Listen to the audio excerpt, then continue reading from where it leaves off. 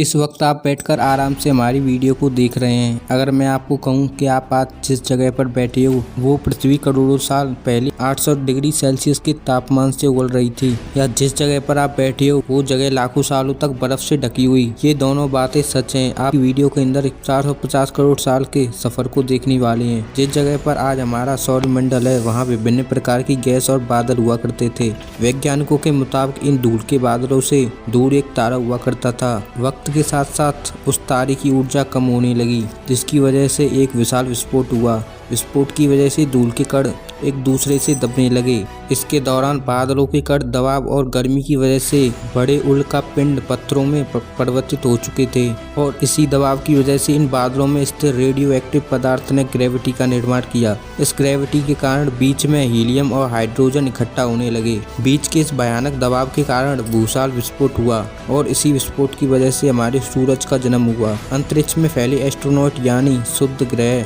पर भारी वजन की वजह से सूरज की परिक्रमा करने लगे। धीरे धीरे इन्हें एस्ट्रोनॉट में टकराव हुआ, जिसके फलस्वरूप मरकरी, वीनस, अर्थ और मार्स जैसे ग्रहों का निर्माण हुआ। वैज्ञानिकों के मुताबिक पृथ्वी और मार्स के बीच थिया नामक का ग्रह परिक्रमा करता था। पृथ्वी पर ग्रेविटी के होने की वजह से सूरज की परिक्रमा करने वाले एस्ट्रोनॉट अब पृथ्वी की परिक्रमा करने लगे। धीरे धीरे ये करोड़ों सालों तक ये पृथ्वी पर गिरते रहे, और ऐसी घटना हमारे पड़ोसी ग्रह थिया पर भी हो रही थी, जिसके कारण थिया पृथ्वी के आसपास आते गया और आकर पृथ्वी से टकराया। इस भयंकर टकराव की वजह से पृथ्वी के अंग कंकड़ों के रूप में फैल गए और एक रिंग्स की तरह पृथ्वी की परिक्रमा करने लगे, और परिक्रमा करते हुए इनमें टकराव हुआ, जिसके कारण हमारे प्यारे से चांद का निर्माण हुआ। उस वक्त पृथ्वी पर केवल एक ही समुद्र हुआ करता था, और वो था 1900 डिग्री के तापमान में उबलते हुए लावे का। वो सारी चीजें जिसमें आप आज अलग अलग नाम से जानते हैं। वक्त के साथ साथ पृथ्वी ठंडी हो रही थी, जिसके कारण पृथ्वी के भारी तत्व यानी और रेडियो पदार्थ पृथ्वी के केंद्र में जाकर इकट्ठा हो गए, और हल्के पदार्थ पृथ्वी की सतह पर आ गए। लाखों सालों तक पृथ्वी पर उल्के पिंडों की बरसात हो रही थी, और इन उल्के पिंडों में मौजूद था नमक, मिनरल्स और पानी। करोड़ों साल तक इन उल्के पिंडों की बरसात होती रही। धीरे धीरे पृथ्वी के ऊपर सतह पानी से ढकती गई। वैज्ञानिकों के मुताबिक यही वो वक्त था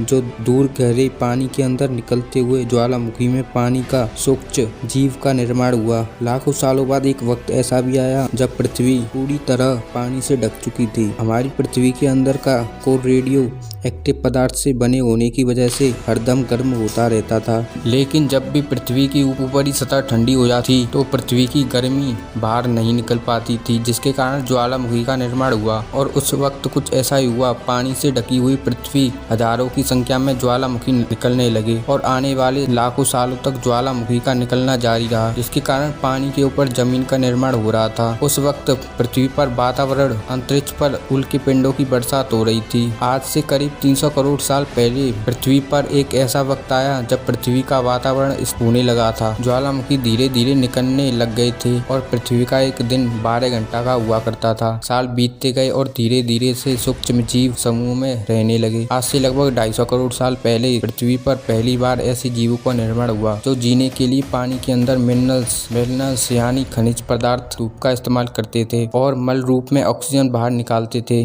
उस वक्त पृथ्वी पर ज्यादातर ज्वालामुखी निकलना बंद हो चुके थे, और इसकी वजह से ऑक्सीजन की मात्रा बढ़ने लगी थी। वातावरण में ऑक्सीजन बढ़ने की वजह से पृथ्वी का वायुमंडल शुरू हुआ, और आने वाले बहुत से सालों तक ऑक्सीजन की मात्रा बढ़ती रही, जिसकी वजह से पृथ्वी के ज्यादातर हिस्सों में सूक्ष्म जीव फैल गए। हजारों सालों बाद एक वक्त ऐसा भी आया जो पृथ्वी में ज्यादा ऑक्सीजन के बढ़ने की वजह से ये सूक्ष्म जीव मरना शुरू हो गई। और एक वक्त ऐसा भी आया पृथ्वी आज के मार्स की तरह लाल हो चुकी थी। वक्त के साथ साथ पृथ्वी में दरार आने लगी, और पृथ्वी पर एसिड की वर्षा होने लगी। एसिड की वजह से पृथ्वी का तापमान घटने लगा, और तापमान इतना घटा पृथ्वी पर स्थित पानी बर्फ में बदलने लगा। पृथ्वी पर आइस क्विक आया। उस वक्त पृथ्वी पूरी तरह बर्फ से ढक चुकी थी। आमतौर पर जब पृथ्वी पर सूरज की किरणें गिरने लगती हैं तब जमीन उन किरणों को सोख लेती है, क्योंकि पृथ्वी पूरी तरह ढक चुकी थी, और क्योंकि बर्फ सफेद और चमकीली होती है। इसी कारण पृथ्वी बर्फ से लाखों सालों तक यूं ही ढकी रही, और इन ज्वाला ज्वालामुखी से निकलने वाली गर्मी ने बर्फ को पिघलना शुरू कर दिया। इसी बीच पृथ्वी के नीचे बचे सूक्ष्म जीव धीरे धीरे बदल रहे थे। ऐसा बार बार हजारों सालों तक होता रहा और इसी की वजह से समुद्री जीव धीरे धीरे विकसित हो रहे थे और अब सूक्ष्म जीव समुद्री जीव बन चुके थे। जब ज्वालामुखी ने बर्फ को एक बार फिर से पिघलाना शुरू कर दिया तो ये पेड़ विकसित होकर फैल गए। धीरे धीरे वातावरण में ऑक्सीजन की मात्रा बढ़ने लगी और पृथ्वी पर होने वाला एसिड की वर्षा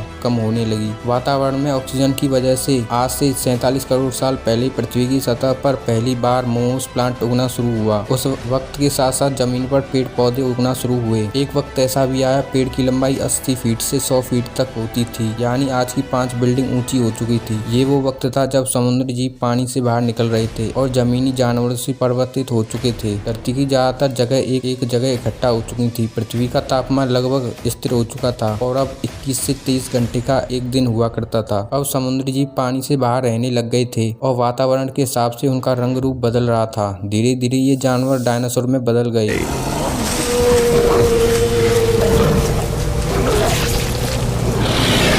और डायनासोर ने पेड़ पौधों को खाना शुरू कर दिया और उनका शरीर लंबा और विकसित होने लगा। कुछ डायनासोर शिकार करते थे जिसके कारण वे छोटे और तेज हो चले गए। ज्यादातर जंगल समुद्र के किनारे हुआ करते थे जिसमें डायनासोर रहा करते थे और ऐसा कर करके हमने इंसान का रूप ले लिया और आज हम इस पृथ्वी के सबसे विकसित प्रजाति बन गए हैं। पृथ्वी को आज की तरह बनने के लिए 400 करोड़ सालों का वक्त लगा है और जितना हमने इन 100 सालों में पृथ्वी को गंदा और बेकार किया है उतना आज तक किसी प्रजाति ने नहीं किया होगा। हम आज फिर इस पृथ्वी को गर्म कर रहे हैं और कार्बन ऑक्साइड की मात्रा बढ़ा रहे हैं। वैज्ञानिकों का मानना है पृथ्वी पर एक बार फिर विशाल परिवर्तित होने वाला है। भविष्य में हमारी पृथ्वी कैसी होगी जानेंगे अगली वीडियो में।